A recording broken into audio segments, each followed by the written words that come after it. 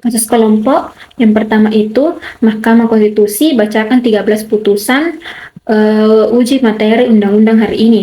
Mahkamah Konstitusi memiliki kewenangan untuk menguji undang-undang terhadap Undang-Undang Dasar Negara Republik Indonesia tahun 1945. Putusan yang dibacakan Mahkamah Konstitusi dapat mengubah, membatalkan, atau menegaskan keberlakuan satu pasal dalam undang-undang sehingga dapat berpengaruh terhadap pelaksanaan hukum dan kebijakan negara. Yang kedua, sektor keuangan berdampak pada lingkungan hidup. Koalisi Masyarakat Sipil desak DPR buka-bukaan soal revisi Undang-Undang P2SK. Masalah ini membahas pentingnya transparansi pemerintah dalam revisi Undang-Undang sektor keuangan. Masyarakat sipil meminta agar kebijakan yang dibuat tetap memperhatikan dampaknya terhadap lingkungan hidup dan melibatkan partisipasi publik sesuai demokrasi. Prinsip yang ketiga, kurangnya fasilitas belajar. Masih banyak sekolah yang memiliki sarana dan prasarana kurang memadai, seperti ruang kelas rusak, perpustakaan yang terbatas, laboratorium tidak lengkap, sehingga minimnya akses internet. Kondisi tersebut juga menyebabkan proses pembelajaran menjadi kurang efektif. Yang keempat, problematika kebijakan pendidikan gratis terhadap kualitas pembelajaran di Indonesia. Masalah ini membahas pentingnya transparansi pemerintah dalam revisi undang-undang sektor keuangan. Masyarakat sipil meminta agar kebijakan yang dibuat oleh yang ditetapkan memperhatikan dampaknya terhadap lingkungan hidup dan melibatkan partisipasi publik sesuai dengan prinsip demokrasi.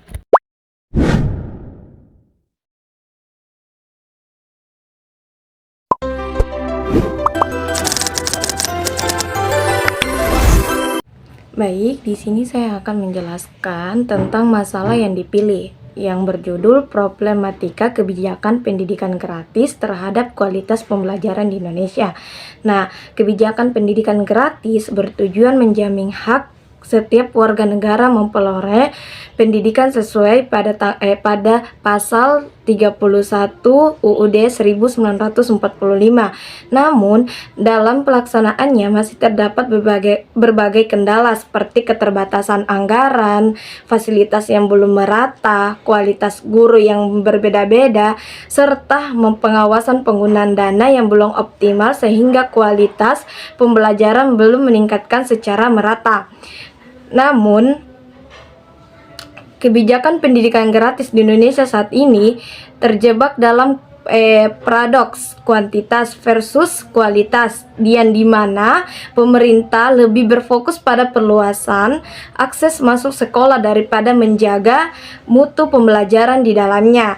Nah, implementasi kebijakan ini di lapangan memicu masalah baru seperti keterlambatan pencairan dana BOS yang sering mengganggu operasional harian sekolah dan menghambat pembayaran gaji guru honor.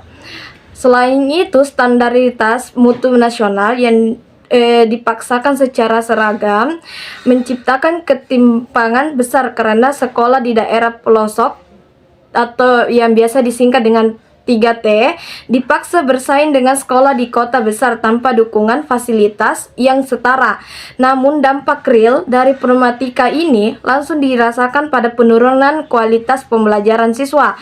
Namun anggaran yang terbatas membuat program pelatihan kompetensi guru sering terpaksa sehingga kemampuan mengajar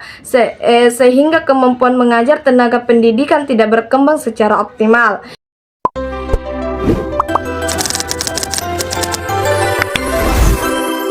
Baik, di sini saya akan lagi menjelaskan materi yang berikutnya tentang analisis penyebab. Nah, analisis penyebab terjadinya problematika kebijakan pendidikan gratis terhadap kualitas pembelajaran Indonesia. Yang pertama itu ada anggaran pendidikan belum merata.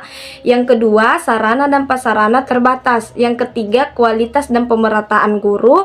Dan keempat, pengawasan penggunaan dana kurang optimal. Dan yang kelima itu ada perbedaan kondisi antara daerah.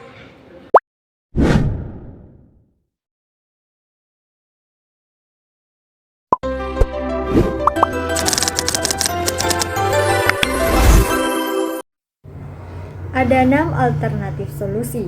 Nah, yang pertama yaitu pemerataan anggaran pendidikan, kedua peningkatan kualitas guru, ketiga perbaikan sarana dan prasarana sekolah, keempat pengawasan penggunaan dana pendidikan, kelima pemanfaatan teknologi dalam pembelajaran, keenam yaitu kerjasama pemerintah, sekolah, dan masyarakat.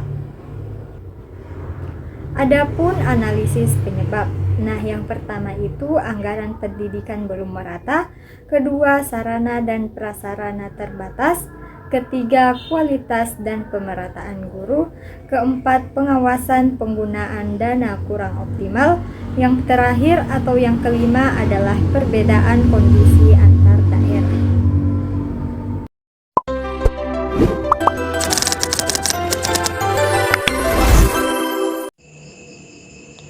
Bismillahirrahmanirrahim. Assalamualaikum warahmatullahi wabarakatuh. Perkenalkan, nama saya Anissa Fitra Fatihah dari kelompok 3 dengan NIM 10540110575. Di sini saya akan melanjutkan tentang pelaksanaan negara dan konstitusi. Apa sih itu pelaksanaan negara dan konstitusi? Pelaksanaan negara dan konstitusi adalah negara memiliki kewajiban untuk menjamin hak setiap warga negara untuk mempermudah pendidikan yang berkualitas sesuai dengan Undang-Undang Dasar tahun 1945. Jadi, landasan konstitusinya yaitu ada beberapa, ada 3. Yang pertama yaitu pasal 31 ayat 1 yang membahas tentang setiap warga negara berhak mendapat pendidikan. Yang kedua yaitu pasal 31 ayat 2 yang membahas tentang pemerintah wajib membiayai pendidikan dasar. Dan yang ketiga adalah pasal 31 ayat 3 yang membahas tentang pemerintah menyelenggarakan sistem pendidikan nasional. Tujuannya yaitu yang pertama, menjamin pemerataan pendidikan, yang kedua, mencerdaskan kehidupan bangsa, yang ketiga, meningkatkan kualitas sumber daya manusia, dan yang terakhir yaitu mewujudkan keadilan sosial di bidang pendidikan. Adapun kesimpulan pada kali ini yaitu pendidikan gratis merupakan bentuk tanggung jawab negara dalam memenuhi hak warga negara sesuai konstitusi. Namun, agar kebijakan ini benar-benar berhasil, pemerintah harus memastikan kualitas guru, fasilitas, anggaran, dan pengawasan.